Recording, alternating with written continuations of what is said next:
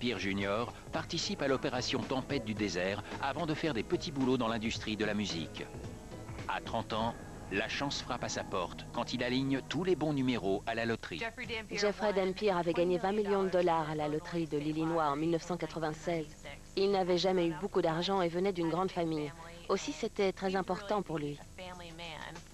Je l'ai rencontré à la patinoire. Il est arrivé au bord et m'a dit « Tu veux m'épouser ?» Le jour suivant, il est venu me voir au boulot en Viper.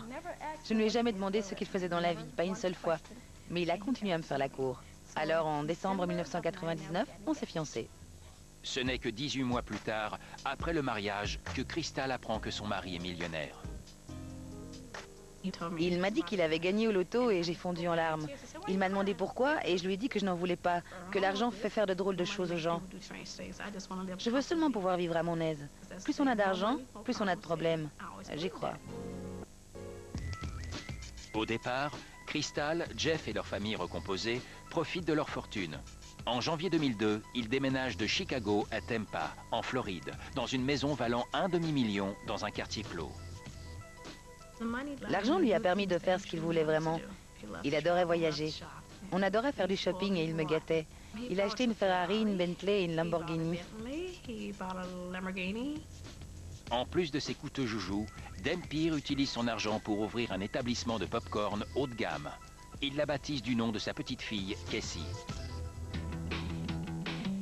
Pour Jeff, la famille, c'est toute sa vie.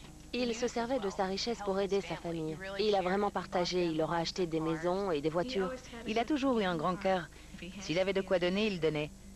Il disait qu'il vaut mieux donner que recevoir. Jeff est très généreux avec la sœur de sa femme, Victoria Jackson. J'ai deux sœurs, Victoria et Terry. Elles sont toutes les deux plus jeunes. On a eu beaucoup de problèmes avec mes deux sœurs. Victoria est arrivée en premier. Elle habitait avec nous quelque temps. Avant de s'installer en Floride en 2004, l'ancienne tête de classe a connu sa part de problèmes après la mort de son père. À 15 ans, Victoria a découvert son père pendu. Il s'était suicidé dans la maison familiale et elle avait aidé sa mère à le décrocher. Après ça, elle a commencé à sécher l'école et a fini par abandonner ses études. Jeffrey essayait d'aider Victoria. Il s'opposait à sa consommation d'alcool et de drogue. Il a réussi à la convaincre de passer son diplôme de fin de lycée. Il lui a acheté une voiture et payé son loyer. Il lui donnait tout ce dont elle avait besoin.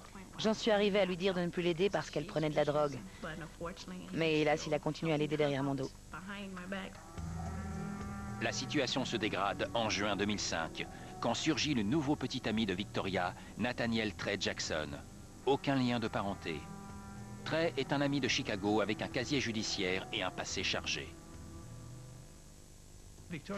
Victoria vivait dans un appartement financé par Jeffrey Dempire. Quand Nathaniel est venu s'installer ici, il a profité de cette relation. Il était sans emploi. Victoria aussi. Nathaniel appréciait l'argent qu'elle recevait de Jeffrey. Et il en avait besoin. Mais Jeffrey l'énervait parce qu'il n'avait pas travaillé pour cet argent. Il lui était tombé dans le bec. Bien que Jeffrey ait payé leur loyer, qu'il ait couvert Victoria de cadeaux et d'argent quand elle le voulait, ça n'a pas suffi.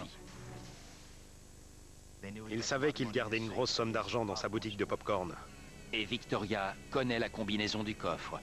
D'après des témoignages, Nathaniel conçoit un plan pour que Victoria et une amie dévalisent Jeffrey Dempire le 4 juillet 2005.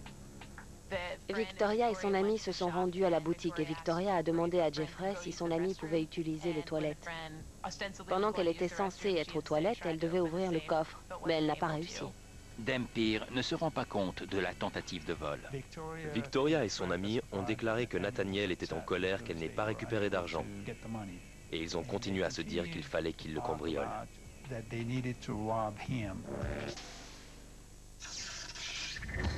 Jeffrey les a suppliés. Il leur donnerait ce qu'ils voulaient s'ils l'épargnaient.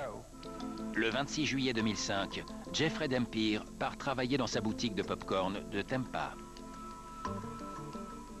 Il m'a souhaité une bonne journée et m'a dit qu'il m'aimait.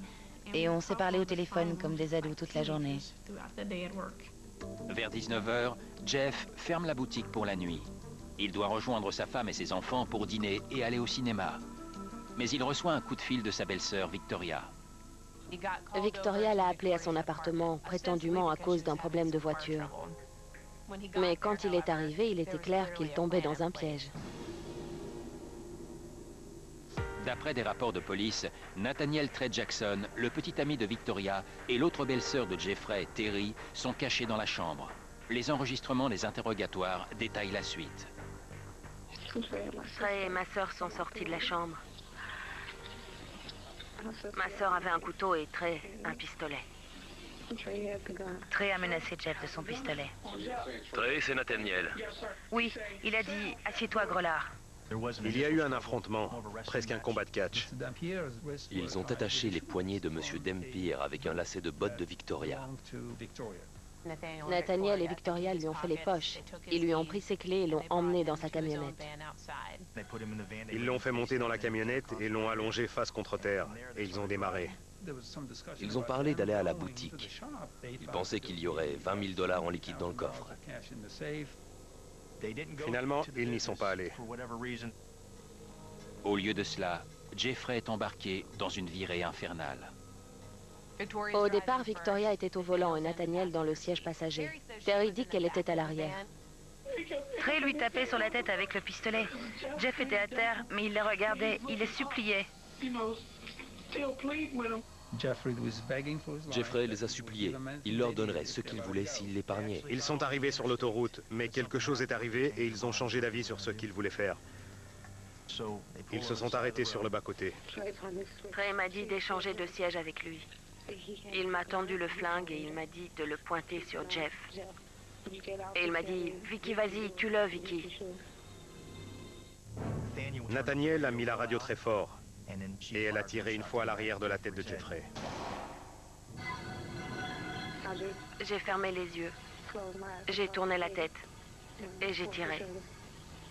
Après, il n'y avait plus de bruit. On est allé au bout de la rue, puis on est sorti et on a couru. Victoria et Nathaniel sont partis chacun de leur côté, mais se sont retrouvés à la station essence au coin de la rue, tout près du site de l'événement. Ils ont payé un couple pour qu'il les dépose à leur appartement. Ils se sont changés, ont pris quelques affaires et ont fui. Quant à Terry, la sœur de Victoria, elle n'arrive pas très loin du lieu du crime. Tandis que des policiers convergeaient sur les lieux, ils ont trouvé Terry Jackson à proximité et ont compris qu'elle était l'une des personnes qui avaient fui les lieux. Les policiers emmènent Terry pour l'interroger. J'ai le sentiment que Vicky a tendu un piège à cet homme et m'a embarqué là-dedans.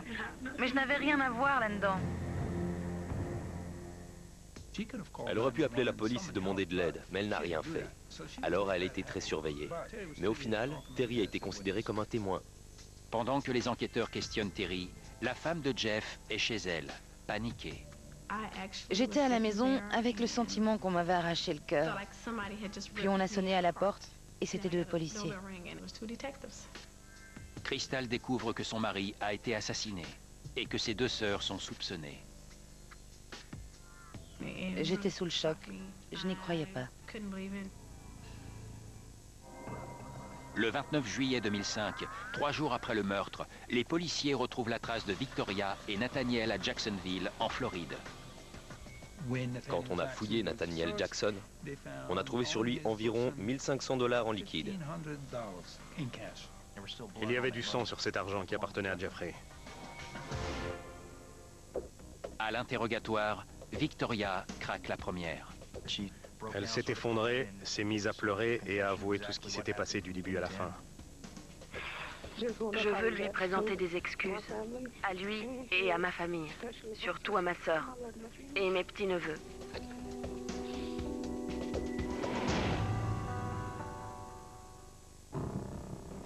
Puis Nathaniel a été emmené pour être interrogé.